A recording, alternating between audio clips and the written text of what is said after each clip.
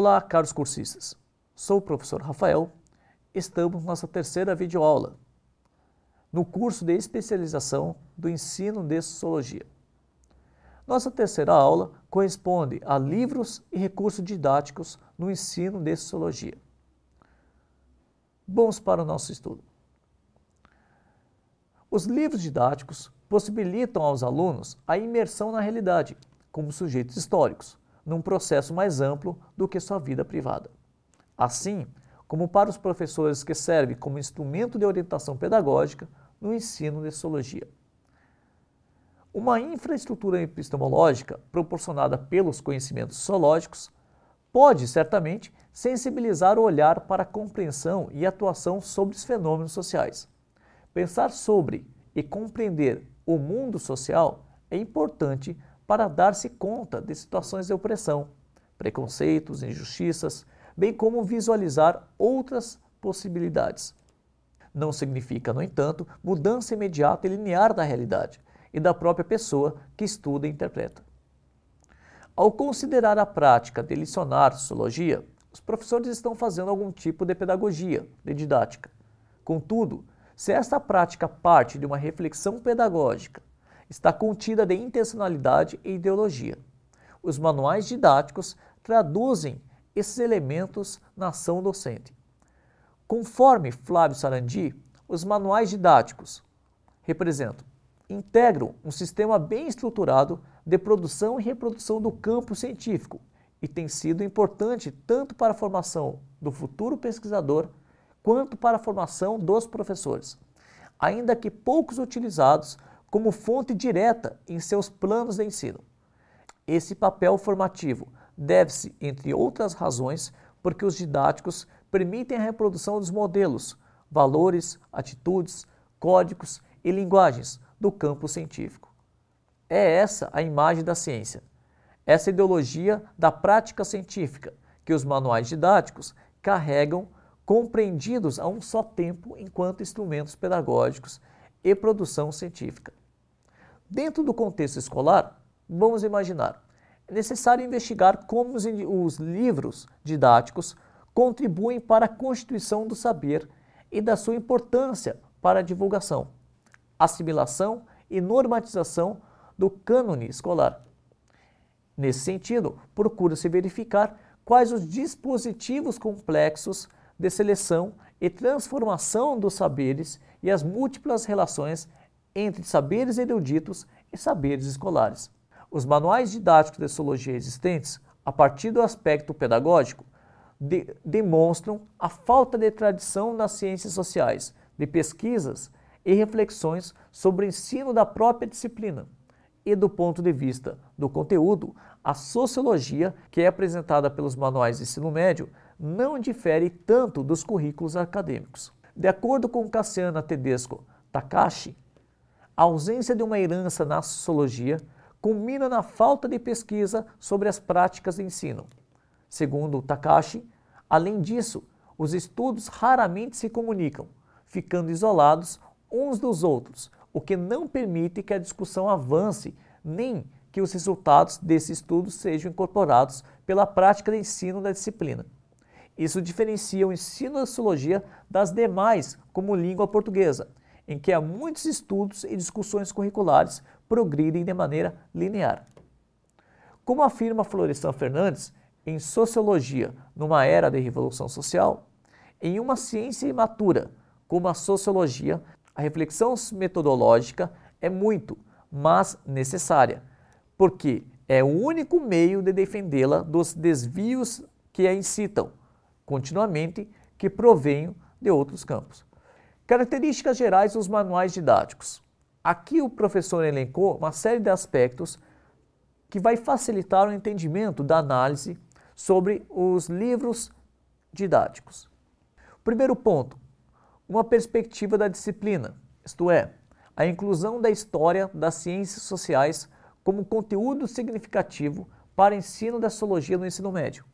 Isso significa um recurso constante e recorrente aos autores,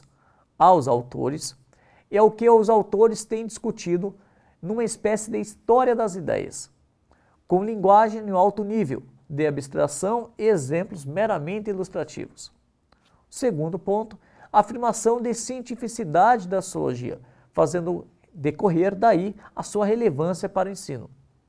Terceiro, uma forte ênfase conceitual em sua contextualização ou nos sutis debates teóricos metodológicos, com grande quantidade de citações, às vezes apenas menções aos nomes e às obras dos autores tidos como fundamentais. O quarto, um discurso fortemente valorativo, isso é, carregado de valores éticos, políticos e específicos, logo de julgamento de valor em que parece importar menos a definição da aprendizagem que se pretende favorecer que a reprodução de ideologias determinantes. A quinta característica dos manuais didáticos, a fixação de objetivos amplos e sociais para a disciplina, como o desenvolvimento da cidadania, o desenvolvimento da consciência crítica ou a contribuição para uma ação transformadora da realidade social, isto é, a atribuição de um sentido interventor para o ensino da sociologia no ensino médio. Sexta, a relevância dada aos três autores considerados clássicos das ciências sociais, Marx, Durkheim e Weber, especialmente nas ideias de fato social, ação social e classe social.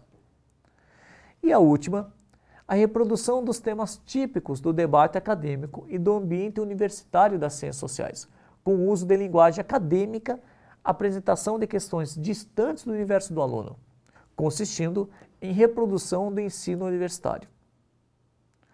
Avançando a discussão, vamos para as orientações e recursos metodológicos para o ensino da sociologia.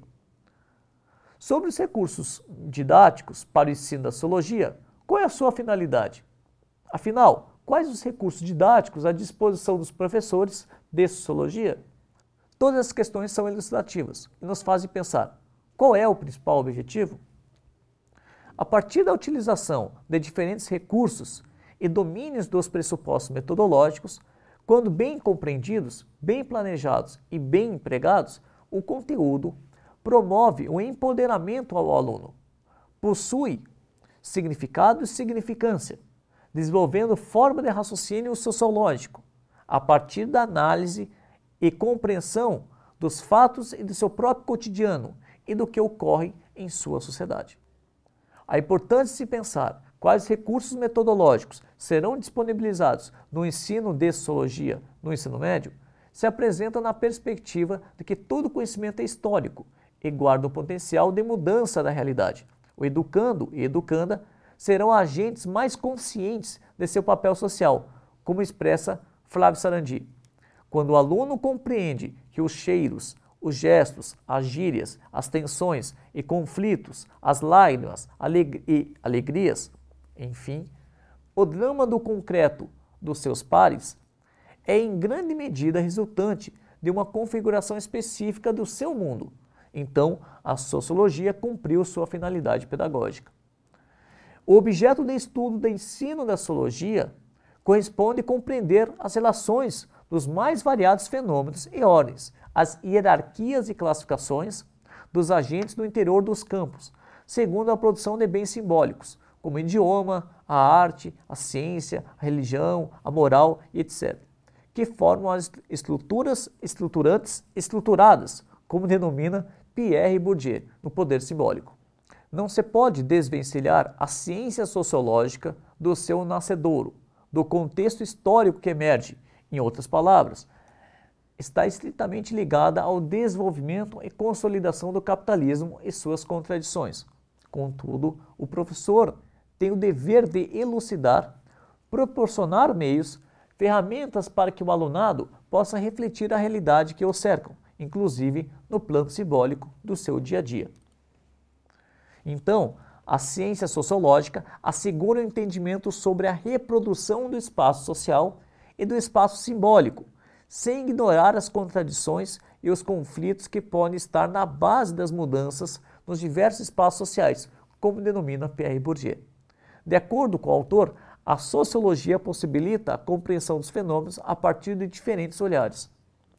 Os recursos didáticos no ensino de sociologia devem atentar especialmente para as problematizações, contextualizações e compreensões que podem ser realizadas a partir. Primeiro, o exercício de leitura e produção de textos, reportagens em revistas, jornais, entre outros. Pesquisas envolvendo internet e biblioteca. Pesquisa de campo. A pesquisa deve ser iniciada a partir de uma discussão com um grupo de alunos devidamente orientado pelo professor sobre o tema, o que ser pesquisado, no caso o objeto de estudo, e seu enfoque. Em seguida, deverá partir de um referencial teórico, fontes bibliográficas, realização de um roteiro para conduzir a observação. E por último, coleta de dados, organização e sistematização delas. A pesquisa pode ser tanto quantitativa ou qualitativa. Os recursos audiovisuais, DVDs, vídeos, CDs, documentários, filmes, devem passar previamente pela explicação do professor. O professor precisa intervir tanto no plano conceitual teórico e ir para esses recursos como uma forma prática, elucidativa da realidade social. Outro assunto de imensa relevância é a comunicabilidade que os professores utilizam para passar a mensagem desejada nas aulas, ou seja, quais os materiais, textos, reportagens, vídeos, etc., que os professores utilizam para conseguir exercitar o fazer e o pensar sociológico no aluno. Pegamos o material do professor de filosofia Alexandre Machado, contido no seu blog, intitulado Problemas Filosóficos como Ilustração. Honestidade intelectual. John Searle, em uma entrevista com Hanson, diz: com Derrida você dificilmente pode lê-lo mal, pois ele é muito obscuro. Toda vez que você diz, ele disse isso e aquilo, ele sempre diz, você me entendeu mal. Se você tentar formular a interpretação correta, então isso não é tão fácil. Uma vez disse isso a Michel Foucault, que era mais hostil a Derrida do que eu. E Foucault disse que Derrida praticava o método do obscurantismo terrorista. Falávamos francês e eu disse, que diabos você quer dizer com isso? E ele disse, ele escreve tão obscuramente que você não pode dizer o que ele está dizendo. Essa é a parte obscurantista. E quando então você o critica, ele pode sempre dizer, você não entendeu? Você é um idiota. Essa é a parte terrorista. E eu gostei disso. Então escrevi um artigo sobre Derrida, perguntei a Michel Foucault se estava bem e se eu citasse essa passagem, e ele disse que sim. Se Searle está certo ou não sobre Derrida, não quero discutir. Não tenho mesmo como fazer isso, pois não conheço os textos de Derrida, para saber se ele realmente fez o que Searle o acusa de fazer. Mas uma coisa me parece certa, há muita gente que, na academia, nas instituições de ensino superior, faz aquilo que Searle acusa Derrida de fazer. Pior que isso, não é muito difícil encontrar, e já encontrei, infelizmente, alguém frente a um pedido de um argumento ou de uma justificação para alguma afirmação nada óbvia ou de um esclarecimento de explicação do significado de alguns termos ambíguos usado em uma discussão. Acusa a gente de estar tendo má vontade. Essa reação é errada, é claro, porque imuniza da crítica aquele que assim reage. É como aquele que acusa o crítico da psicanálise de ter resistência psicológica a ela. Essa é uma atitude flagrantemente desonesta e imoral. É um sinal de covardia intelectual.